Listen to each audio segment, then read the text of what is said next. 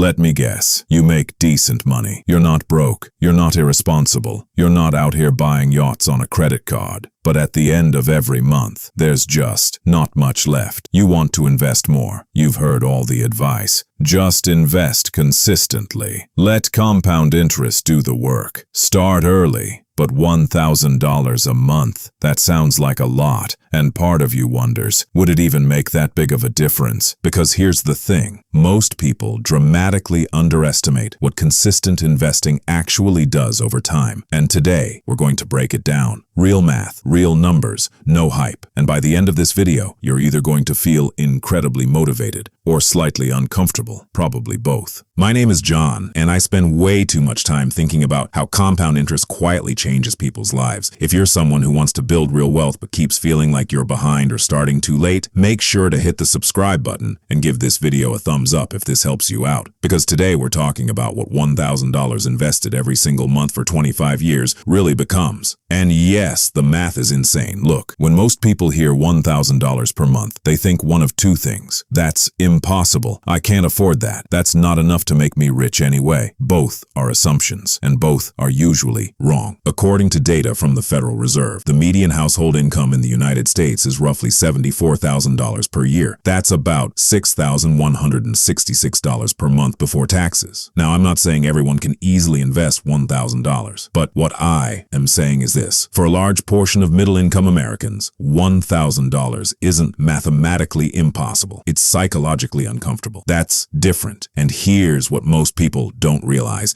The real barrier isn't income. It's time horizon. Let's break this down. You invest $1,000 per month. That's $12,000 per year for 25 years. Total contributions over 25 years. $12,000 times 25 equals $300,000.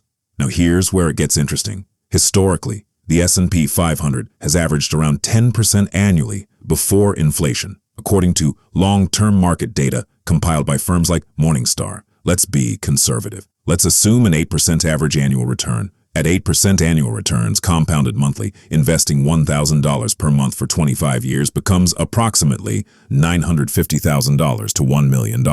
Yes, you put in $300,000. You end up with almost $1 million. 2/3 of that money didn't come from you. It came from time. This is where it gets really interesting. If you stretch it, just 5 more years, 30 years total, that number jumps to roughly $1.4 million. 5 extra years added nearly $400,000. You didn't increase your monthly amount. You didn't hustle harder. You just didn't interrupt compounding. Here's the problem.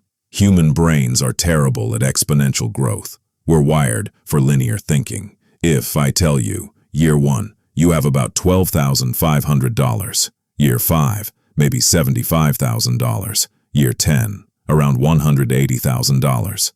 It doesn't feel life-changing. It feels slow, boring, underwhelming. But around year 18, 20, 22, the curve goes vertical. The last 5 to 7 years often produce more growth than the first 15.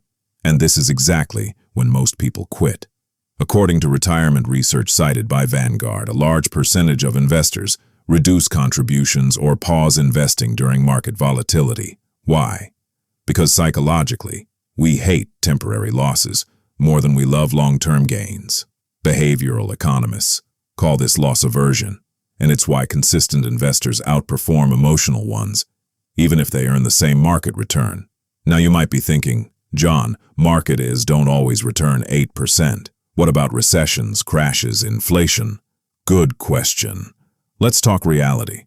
Over the past century, the U.S. market has experienced the Great Depression, the 1970s stagflation, the dot-com crash, the 2008 financial crisis, the 2020 pandemic crash. And yet, over long periods, diversified index investors still earn strong returns. The key phrase there? Long periods. If you panic during downturns and stop investing, the math collapses. But if you continue investing during downturns, you buy assets on sale, and those scary years often become your most profitable ones. Here's what most people don't realize. The biggest gains often happen shortly after the worst crashes. Miss those months, and your long-term returns drop dramatically. Let's zoom out. If you commit to investing $1,000 per month, something changes. You stop thinking month to month. You start thinking decade to decade. And this is where it gets really interesting psychologically. You stop asking, can I afford this car payment? And start asking, is this worth delaying my $1 million future? That's powerful, because at 8% returns, every $1,000 you don't invest today isn't just $1,000 lost. It's roughly $6,800 to $7,000 lost 25 years from now. That $200 dinner habit, that's potentially $1,300 in future value. Compound interest turns spending decisions into long-term trade-offs, and once you see it that way, you can't unsee it. Let's get practical. Who can realistically invest $1,000 per month? Someone who makes around $80,000 to $120,000 annually, avoids lifestyle inflation, prioritizes investing early in their paycheck cycle. This isn't about deprivation. It's about sequencing. The wealthiest consistent investors follow a pattern. Income comes in. Investments go out immediately. Lifestyle adjusts to what remains, not the other way around. Because if you invest what's left, there's never anything left.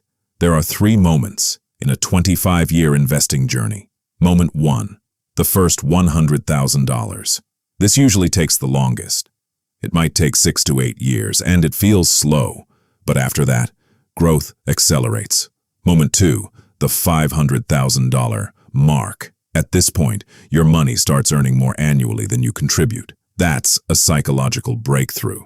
You're no longer building wealth alone. Your money is working. Moment 3, the compounding explosion around years 20 to 25. Annual growth can exceed $70,000 to $80,000 per year, depending on returns. That's more than many people's salaries, without working extra hours, without starting a business, just patience. Now you might be thinking, I can't afford $1,000. Okay, start with $300 or $500, because here's the real takeaway. The habit matters more than the number. Another objection. What if I start late? If you start at 40 instead of 25, your time window shrinks. But even 20 years of investing $1,000 per month at 8% becomes roughly $590,000. Still life-changing. The earlier you start, the less you personally have to contribute. Time does more of the heavy lifting. Here's exactly what I would do. Automate your investments within 24 hours of payday. Use low-cost index funds tracking broad markets. Increase contributions 1% every year. Never stop during downturns. Review once per year, not weekly, not daily. Investing should feel boring. If it feels exciting, you're probably speculating. Look, $1 million in 25 years isn't guaranteed. Markets fluctuate, inflation exists. But what is guaranteed? If you don't invest consistently, you will not accidentally become wealthy. And here's the uncomfortable truth. Most middle-class Americans don't fail because they earn too little. They fail because they underestimate time. They think wealth comes from a breakthrough. It usually comes from repetition. $1,000 per month, 25 years, nearly $1 million. Not flashy, not viral, not sexy, just math. Here's what I want you to imagine. It's 25 years from now. You're sitting somewhere quiet, and you log into your account, and you see a number close to $1 million.